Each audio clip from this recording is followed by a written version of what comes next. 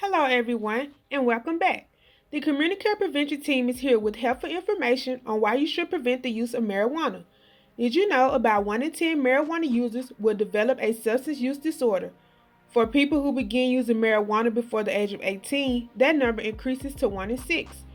Research shows that marijuana use can have permanent effects on the developing brain when use begins in adolescence, especially with regular or heavy use. Marijuana is addictive and its use can lead to dependency and addiction. With that being said, let's move right into the sessions of marijuana.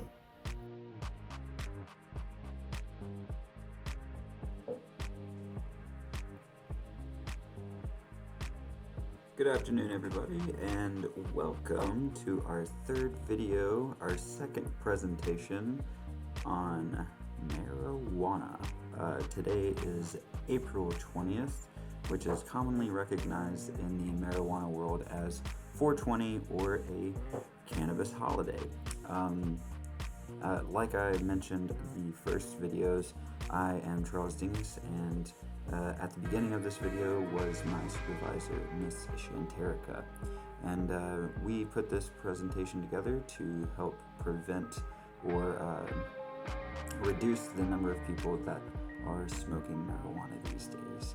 And regardless of what you know about marijuana, this is a very popular drug, so we are trying to be very forthright in what we share with you, the kind of information that we share. And it probably wouldn't be a surprise to anybody if you've met me in person that I used to have a problem with smoking marijuana. Might have been deemed a marijuana use disorder because I used it several times a day, every single day of the week. If you have any comments or any questions about my previous marijuana usage, feel free to contact me and I would be happy to answer any of the questions that you have for me. But until then, why don't we go ahead and focus on the presentation. This is a presentation that's filled with a lot of different information, so like our last presentation, I've broken this into two separate parts so we can focus on every bit of material. This one is going to be just over 30 minutes long, and the next will be the same.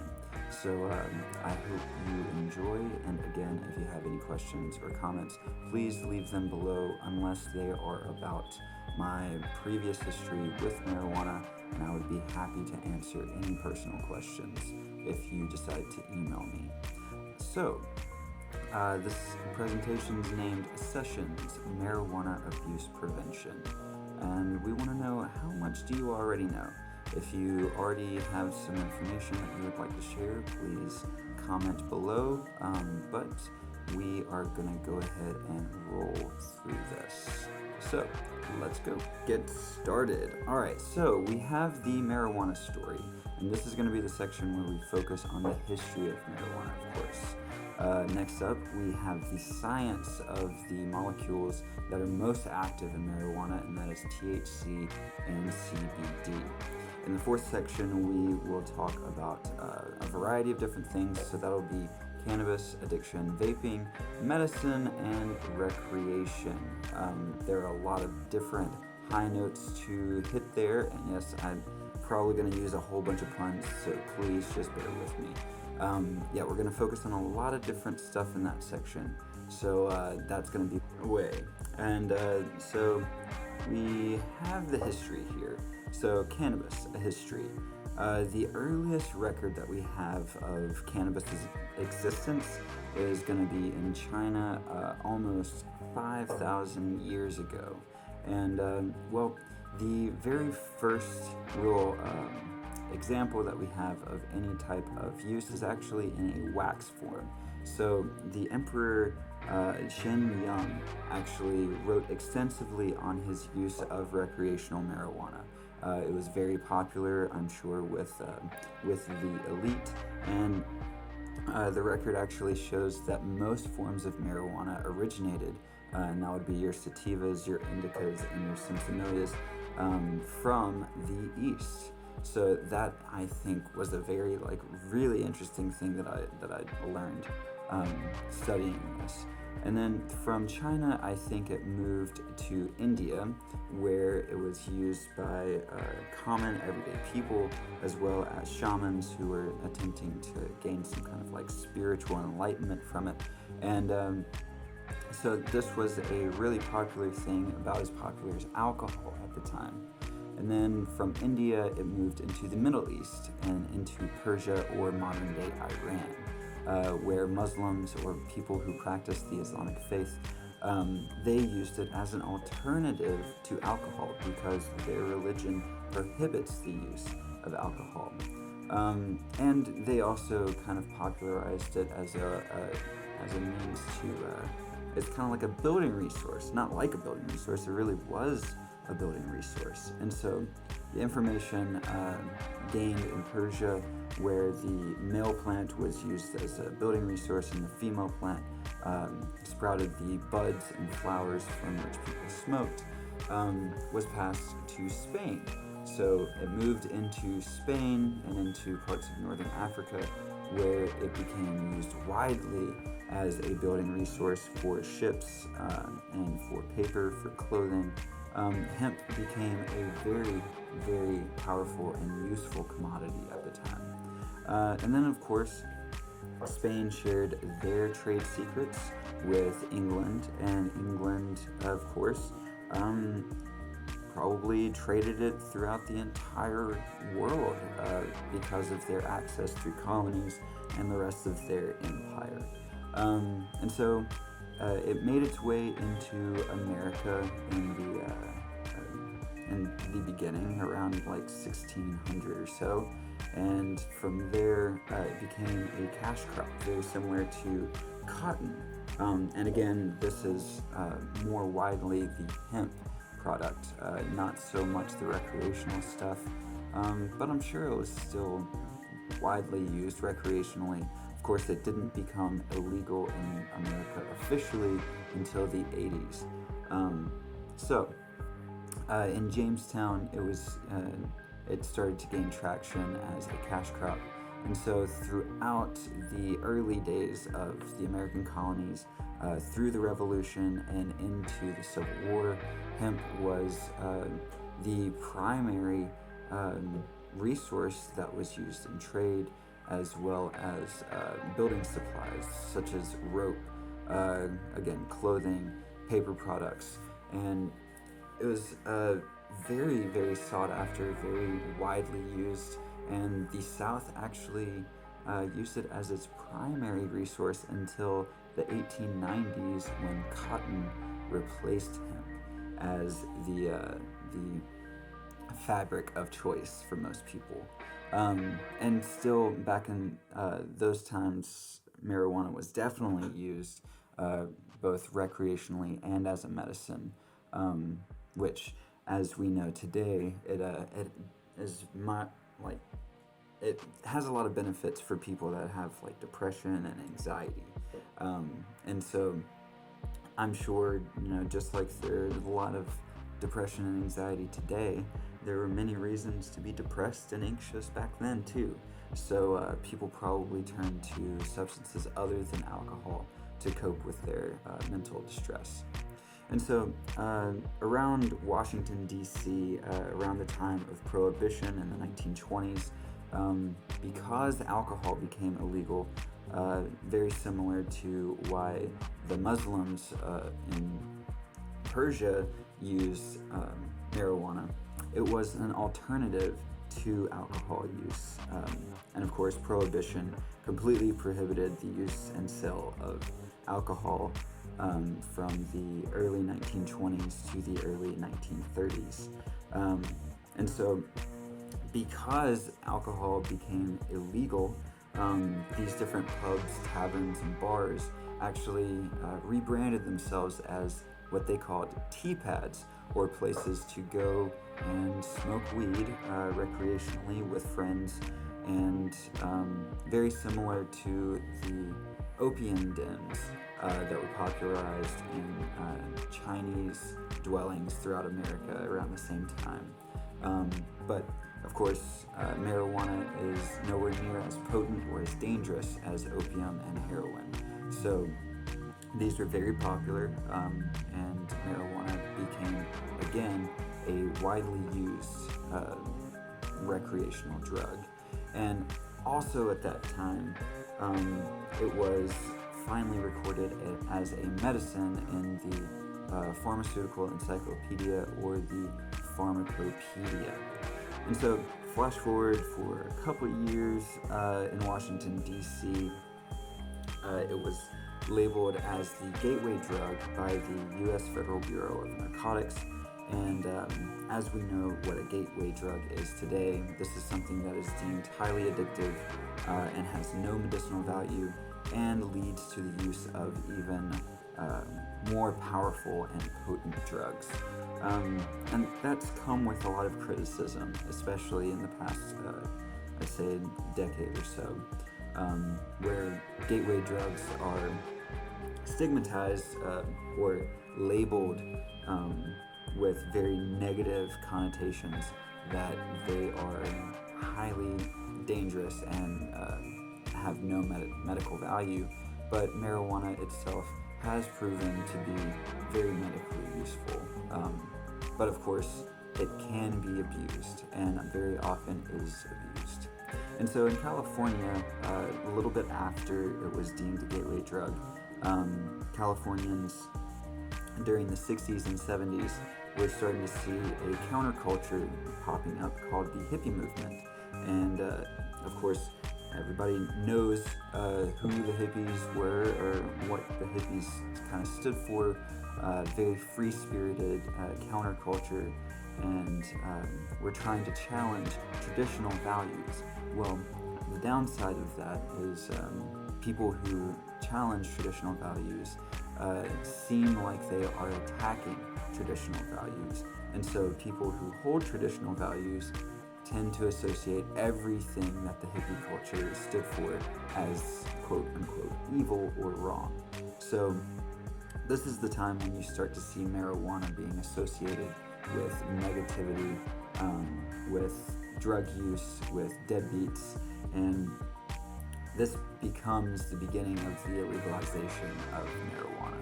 And so in the early 1970s, around 1972 through the 1980s, this is when we start to see the war on drugs. And at the same time, this is also when marijuana is labeled as a Schedule I drug alongside LSD and heroin. And LSD has very dangerous properties. Whenever you take too much of it, it induces severe anxiety and can cause momentary psychosis. And heroin, of course, is highly addictive, highly dangerous, and lethal in the smallest amount. So it's kind of a misnomer to label it as a Schedule I drug, especially given that we are changing the way that we see marijuana today. And then again to California in the early 90s, we started to see it being used as a medicine frequently against the recommendation of the FDA. So California had passed it as a medicine in around 1998, and other Western states started to follow suit. And then in 2014, I believe, we started to see marijuana being passed recreationally throughout the West Coast. And then in 2018, Canada passed recreational use nationally, and now today we have 11 states and Washington, D.C. that have recreational use of marijuana. 46 different states have approved it for medical use. 65% of Americans approve medical use of marijuana, but it is still classified as a Schedule I drug by the FDA and DEA, so it is illegal to anyone under the age of 21 throughout the United States. Now, if you have a medical license, then that changes things. Also, if you are in a state where it is legal, then that changes things. But regardless, if you're under the age of 21, it is illegal. Now, on this slide, we include a link to the video that is a part of the curriculum that we use, Refuse, Remove, Reasons, and I will include this link in the description below. The accompanying poster is actually a modern day recreation of a poster for the movie Reefer Madness that was released in the 60s that actually said that if you smoke marijuana, then it'll make you a demon who will murder their best friend and steal and cheat and lie. And of course, today we have different ideas of people who smoke marijuana. Of course, there are people who smoke it because they need it, and not everyone becomes a scoundrel. Now, this is when we start to move into the science, and we talk about how marijuana affects the brain. Of course, there are two key components that we're going to focus on, and that is THC and CBD. They are two different things, and only one of them will cause the characteristic or the very well-known high. It's the intoxicating one. And any guesses? Yes, it is THC. Now, CBD is also used as a medicine, and they're used for a wide variety of reasons. THC improves appetite, so it's very useful for people going through chemotherapy. CBD can reduce anxiety and feelings of depression, as well as it's very useful as sleep aid, which of course sleep disorder is often caused by different types of anxiety.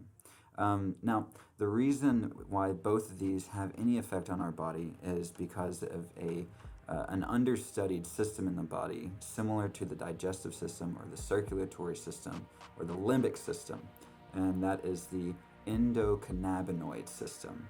Now, the way this works in our body is like a lock and key mechanism.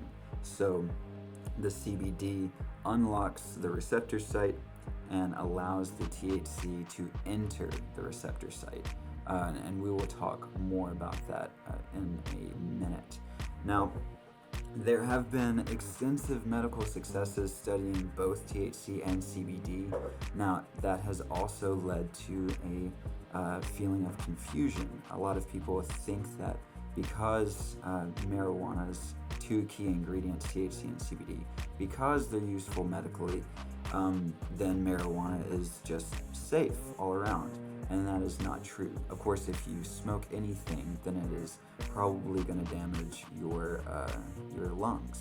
And I think that has been a huge detriment to the actual success of marijuana, because it's not the magical cure-all that everybody gives it credit for being.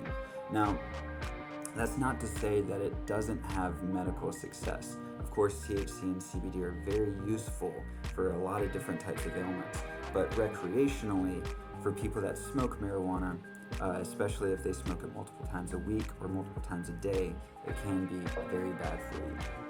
This, at first glance, probably looks really overwhelming. There are a lot of abbreviations, and they all kind of look the same, but please bear with me. I try to simplify this as much as I can. So, say it with me. Endocannabinoid.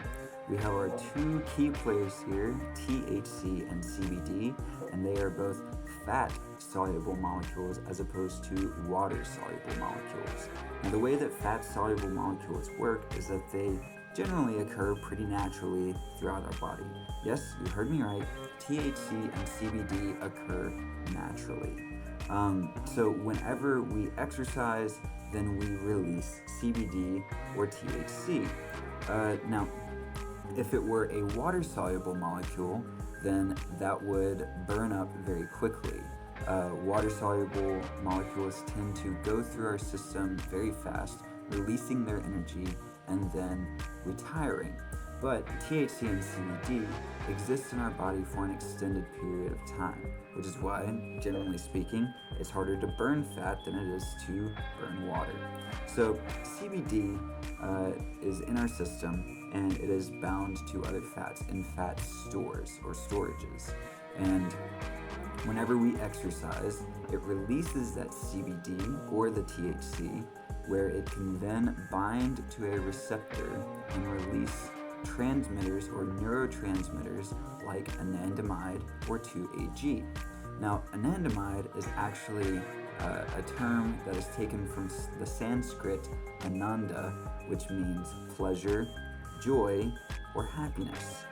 And 2AG is actually just a kind of difficult term called 2-arachidonyl glycol. And so you wouldn't really need to know that unless you were in a class on neurobehavior. But regardless, these neurotransmitters are very similar in the way that they work to dopamine. And dopamine is actually the pleasure chemical that gets released in our brain anytime that we feel any type of pleasure, from eating food to listening to music that we love, to seeing someone that we are attracted to. Dopamine is released, and we have this feeling of pleasure. So anandamide and 2AG are similar in the way that they work. Whenever we exercise and we feel lightheaded, maybe even get the munchies, or just feel an overall feeling of relaxation or joy, that's because anandamide is flooding our brain. Now, 2AG doesn't exactly flood our systems, but it is still pretty available throughout our bodies. And so that is the feeling that we get whenever we feel the feelings of contentment, especially after situations where we might sneeze and have that full body feeling, or the feeling that we feel after sexual arousal, like the big O itself, an orgasm. And so this is a very naturally occurring thing because the endocannabinoid system is in everyone, and it heavily influences the way that we learn and the way that we enjoy learning. So CBD is freed up from those stores, and it connects to different receptor sites, CB1 or CB2. CB1 is actually more available in our brain. There are more receptor sites of CB1 in our brain. Meanwhile, there are more receptor sites of CB2 throughout our body. So the CBD will bind to those receptor sites and enhance the way that they soak up the neurotransmitters anandamide, 2AG, and dopamine, and THC. So if THC is to enter those systems, then it releases incredible amounts of dopamine because our body really enjoys THC, and it also really enjoys dopamine. And so this can facilitate different properties of learning, memory, motor function, pain, anxiety, and fear, especially if it's binding to different receptor sites in the brain. But if it's binding to different receptor sites throughout our body, then it improves our immune system because it allows our immune system to soak up more neurotransmitters or more information and more molecules. So that's how it acts like a lock and key. The CBD attaches to the receptor and allows the THC to move freely through those receptors into those synapses. And I'm gonna actually highlight that a little bit better in the next slide. But the important takeaway from this is that CB1 is mostly in our brain, while CB2 receptors are mostly throughout the body. They are in the brain as well, but they are mostly throughout the peripheral nervous system. So that might have something to do with, if you've ever heard about muscle memory, then this is the reason. It is the endocannabinoid system. And so that lock and key effect ultimately has ways of influencing the way our body handles different types of memories and emotions and learning. And so this diagram focuses on that, trying to highlight things a little bit better. We have a neuron ending and beginning with the presynapse and postsynapse, some keys and locks, and on this side we have the CB1 receptor sites and the CB2 receptor sites. So as you can see, it's scattered throughout the brain, where we have these different CB1s, and that is mostly in the midbrain and brain stem, which handle most of the higher functioning parts of our brain, like memory, emotions, learning, and motor functioning. And then in CB2 and throughout our body does have different neurons that respond to THC and CBD, mostly in our lungs and in our heart, as well as our stomach, our liver, and skeletal muscle tissue. So with the presynapse and postsynapse, we actually see this lock and key mechanism. In the presynapse, this is where all neurotransmitters begin, and then they end in the postsynapse, where they are then metabolized and carried throughout the neuron. So the green part would be the CBD, and it binds with the presynapse, where it unlocks the presynapse to release more THC, anandamide, 2-AG, or dopamine. And as it goes into the presynapse, releasing all of those neurotransmitters and molecules, they are released into the postsynapse, where they pick up very quickly and transform into new molecules such as dopamine, or serotonin, or even norepinephrine. And these are the main chemicals involved with different types of emotional illnesses or disorders like anxiety and depression. But when we look at the teenage brain, we actually see that the endocannabinoid system is still largely at work for brain development. And that's not to say that it's not still working for adults, but it works to a very small degree in comparison. And with the teenage brain, the endocannabinoid system actually helps regulate behaviors associated with appetite, with sleep, with your emotions, your memories, and your movement. But when taken to the extreme and adding extra amounts of THC and CBD, this is when we start to see behavior problems associated with appetite, with sleep, emotion. And that's because your brain is still learning its new material, but adding the extra THC and CBD will rewire the brain, and the underutilized areas become shunted off through a process known as neuronal pruning. And so scientists actually studied this phenomenon, and they compared adult chronic marijuana users to teen chronic marijuana users. And they asked these two groups to abstain from marijuana use for 25 days, which of course means don't smoke for at least a month. And what they found is that in the adult users, there weren't as many cognitive impairments. The attention spans went back to normal. Most adults had normal coordination, if not better coordination, after not smoking for 25 days. Meanwhile, the teen users saw extreme cognitive decline, where they had very poor attention spans, where they lacked coordination and could not perform athletically as they were used to. They had poor reaction times. They weren't able to understand their friends' emotions, whether it be happy or sad, and they weren't able to gauge their own emotions when it came to different types of stimulation. And of course, they had very poor memory, especially when given the memory task to see if they retained any of the information from the first visit. And so, boom, you're roasted if you think that the teen brain is not impacted by marijuana use. And you might sit back and think, it's okay, like you only live once, right? Well, the fact is, you're doing major damage to your brain if you're smoking before the age of 21. In fact, it's probably best to wait until you're about 25, because on average, women fully mature at around 21 to 25, whereas men, your brains don't develop until like 25 to 27.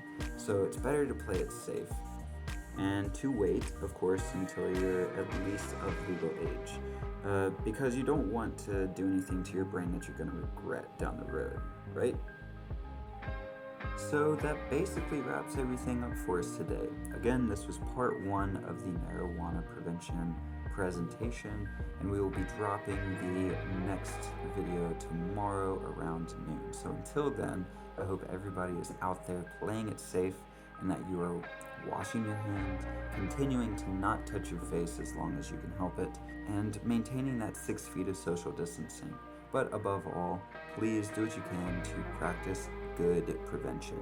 So, until next time, I hope you all take care.